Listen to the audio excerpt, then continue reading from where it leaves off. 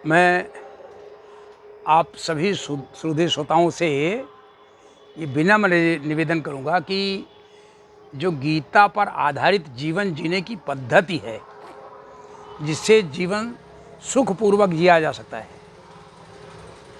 और जिससे श्रेष्ठ कुछ नहीं है, उसको जरूर जानना चाहिए, अवश्य जानना चाहिए।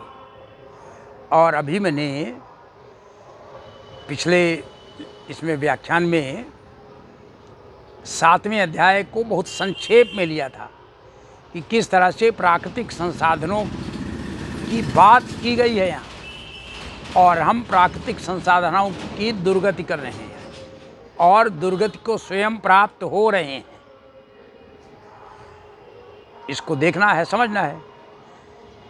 अब अगला अध्याय है 8वां अध्याय, और 8वें अध्याय में 28 मंत्र हैं और इसका नाम है अक्षर ब्रह्म योग। ये बहुत अद्भुत है, बहुत ही सुंदर है। मैंने थोड़ा इशारा उसमें भी कर दिया था। ये अक्षर ब्रह्म क्या है? तो ये अर्जुन के प्रश्न से शुरू होता है। मैंने कई बार ये कहा, फिर कह रहा हूँ, मुझे अच्छा लगता है क्योंकि संसार में दो चीज़ें बहुत महत्वपूर्ण हैं, सर्वाधिक महत्वपूर्ण है। विद्यार्थी और उसको बनाने वाला, उसका टीचर। यदि विद्यार्थी बिगड़ गया तो संसार बिगड़ जाएगा, क्योंकि विद्यार्थी ही आगे चल कर के वो उस देश का नौजवान बनेगा, बड़ा बनेगा, वो सब कुछ चलाएगा, संसार को चलाएगा, देश को चलाएगा, समाज को चलाएगा। जो आज का विद्यार्थी है, जो आज का युवा है, और अर्जुन युवाओं का प्रतिनिधित्व कर रहा है, वो विद्यार्थी है। और विद्यार्थी किसका? साक्षात परमात्मा का,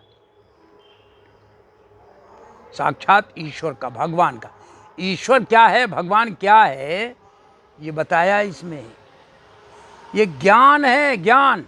सब कुछ समझ में आ गया, सब पता लग गया उसी क्षण। अर्जुन महान विद्यार्थी है, तो भगवान कृष्ण महान से महान टीचर है। कैसे प्रश्न करता है अर्जुन, जरा देख लीजिएगा। हमने एक बच्चे को कहा है कि भाई आप बेटा करो, इसके प्रश्न अलग कर लो। अर्जुन ने जो जो पूछा है, फिर भगवान ने उनके उत्तर क्या दिया है, इसलिए प्रश्न उत्तर के साथ समझो गीता को, और इसमें प्रबंधन देखो कि कैसे कैसे है। अब आप देखें कि अर्जुन का प्रश्न क्या है। किम तद्ब्रह्म किम अध्यात्मम किम कर्म पुरुषोत्तम अधिभूतम च किम प्रोक्तम अधिदैवम किम उच्यते। एक ही लाइन में 5 प्रश्न अर्जुन ने सीधे सीधे कर दिया। क्या कहा?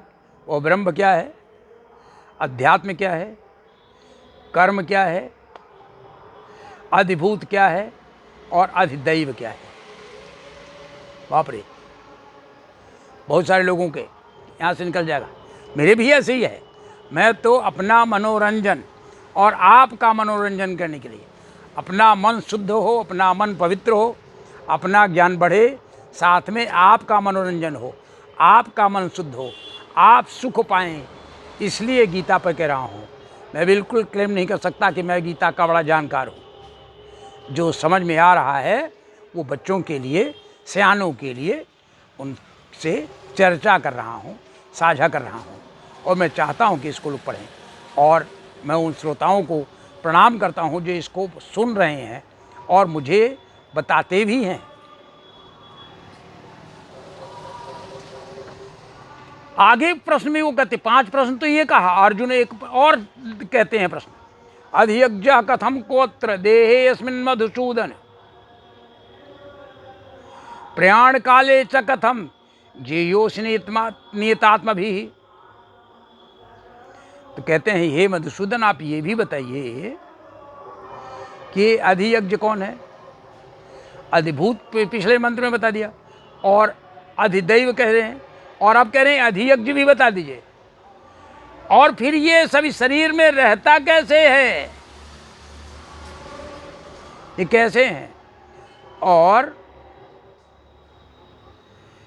इस तरह से जो जिसका चित्त इनमें लग गया है मन से, जो इसको जान गए हैं, वह ऐसे जानकार लोग अंत में आपको किस तरह जानते हैं। आपको माने भगवान को, आपको माने ईश्वर को।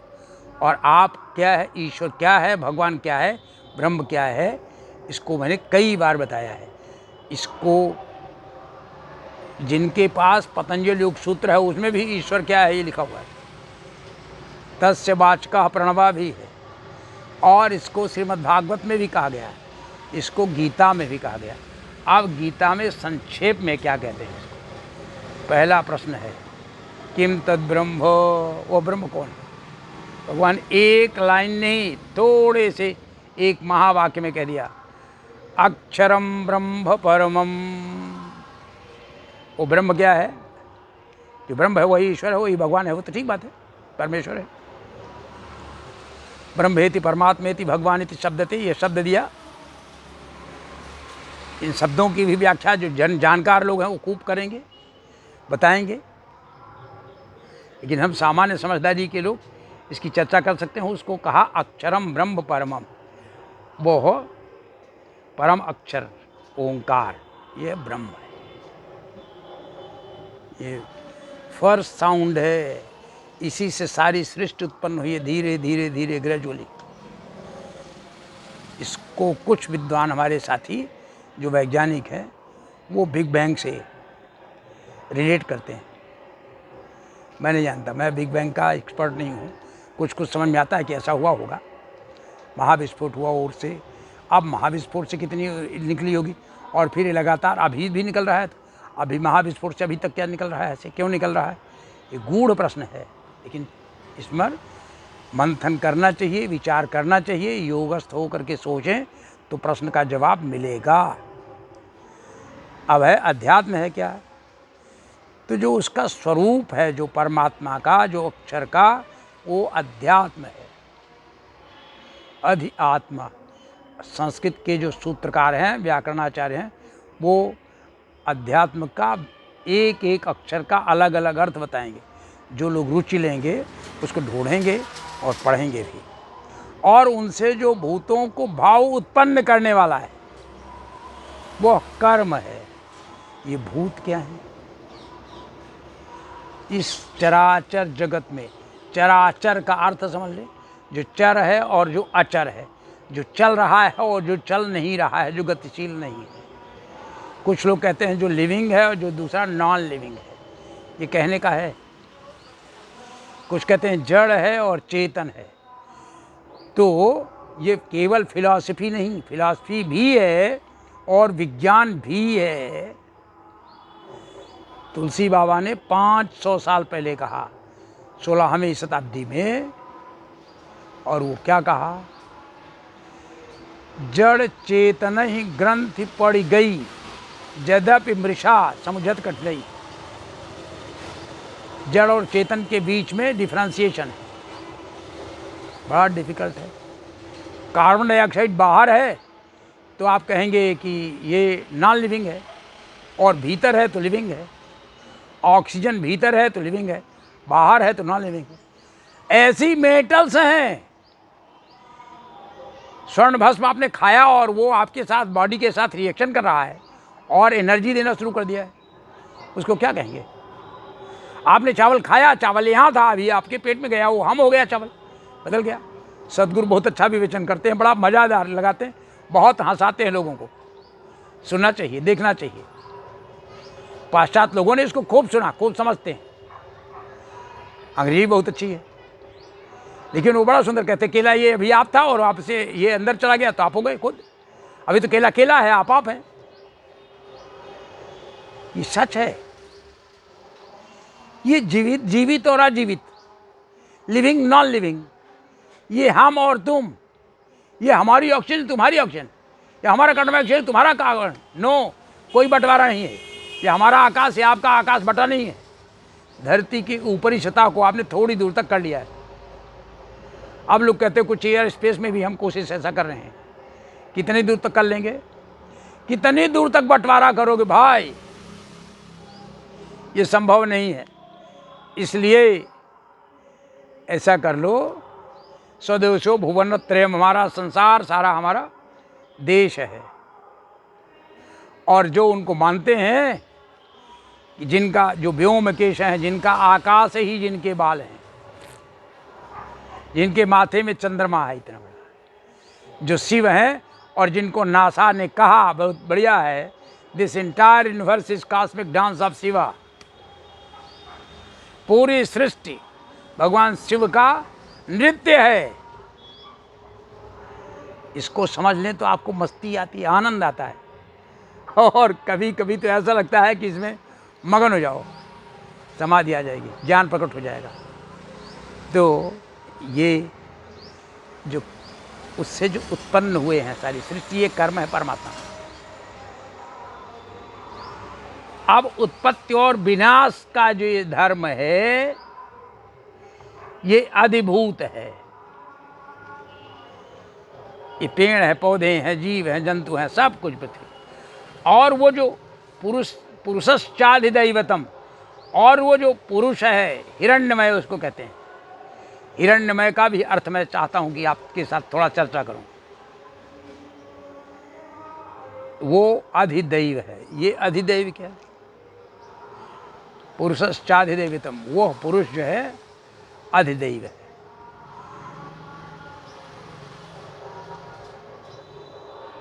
एक उसमें हिरण्यगर्भ सूत्र है वेदों में। हिरण्यगर्भा संवर्धताग्रे भूतस्य जाता पतिरेक आसीत् सदाधार पृथ्वीं द्यामानुतेहम कस्मै देवाय हविषा विधेम। ये जो हिरण्य वर्ग है, हिरण्य क्या है? हिरण्य से बन गया है हरिण, भी बना है उसी से। हिरण्य है जो लगातार चमकता था, बहुत ही सुंदर जिसकी चमक है, जिससे रोशनी जिससे निकल रही है, बहुत सुंदर है। इसी से हीरा बना है। भारत की ये परंपरा अत्यंत प्राचीन है। भारत तो हीरों का देश है ना, और भारत हिरणों का देश है, और भारत हिरण्यगर्भ का देश है। तो हिरण्यगर्भ भी यहाँ था, और हिरण्यगर्भ ऋषि का भी नाम था। और हिरण्यमय पुरुष को उपनिषदों में बहुत वर्णन, बहुत ही सुंदर वर्णन है। सूर्य को भी हिरण्यमय पुरुष कहा गया है। तो हिरण्य, सोने को भी हिरण्य के, जो तपता हुआ सोना है, एकदम आग में जल रहा है सोना, उसका जो प्रकाश है उसको हिरण्य कहा गया है। जो हीरा बहुत सुंदर दमक रहा है, उसको हिरण्य का। आँख, जो हिरण की आँख जो चमकती रहती, लगातार चारों तरफ दिखती रहती, वो और बहुत ही सुंदर दिखती है, उसको भी हिरण इसीलिए कहा गया है। तो चलिए, ये हुआ अधियज्ञो हमें वात्र देहे देह वृतांबिर। जो उस शरीर के भीतर अंतर्यामी है, जो शरीर के भीतर है, कुछ है जिसके कारण सांस चल रही है, जिसके कारण प्राण चल रहा है, जिसके कारण इंद्रियां चल रही है, जिसके कारण हम बोलने की सामर्थ्य रखते हैं, जिसके कारण हम देखने की सामर्थ्य रखते हैं, जिसके कारण हम सूंघने की सामर्थ्य रखते हैं, जिसके कारण हम सुनने की सामर्थ्य, जिससे हम टच कर सकते हैं, कुछ कर सकते हैं, फील कर सकते हैं, वह कौन है? वो अधियज्ञ की ताकत से है। अधियज्ञो हमें वात्र देहि देह भृतांबर। अब कहते हैं, यदि अंत काल में भी मुझको इस ज्ञान का उसको बोध हो जाता है और रहा आता है, तो उसको कष्ट नहीं होता, और वह उसी रूप को, उसी एनर्जी लेवल को वो प्राप्त कर लेता है। ये बात कुछ कुछ इस तरह की भी है कि वो डिफरेंट एनर्जी लेवल्स हमारे मन के भीतर हैं, और आने वाले दिनों में आप देखिएगा कि इस एनर्जी लेवल से हम इलेक्ट्रॉनिक कॉन्फ़िगरेशन भी और जीनोमिक सीक्वेंसिंग भी चेंज करने की क्षमता हमारा विज्ञान, आधुनिक विज्ञान प्राप्त कर लेगा। लेकिन ये प्राप्त करने की क्षमता तभी आएगी जब योगस्थः कुरु कर्माणि हो जाएगा, योगस्थ होकर के काम करेंगे। और ये सही है कि जो वैज्ञानिक बड़े काम करते हैं, उनको दुनिया की हर चीज़ भूल जाती है, वो अपने काम में इतने मगन हो जाते हैं कि योगी हो जाते हैं, योगस्थ हो ही जाते हैं। 8वें अध्याय में कुछ बहुत ही सुंदर हैप्पी रह करके, प्रसन्न रहकर और मृत्यु को प्राप्त करें, इसकी विधि दिखाई गई है। लेकिन इसको इस अलग वीडियो में लेते हैं, बहुत लंबा हो जाएगा, इसलिए इसको छोड़ें, अगले में इसको आते हैं। नमस्कार।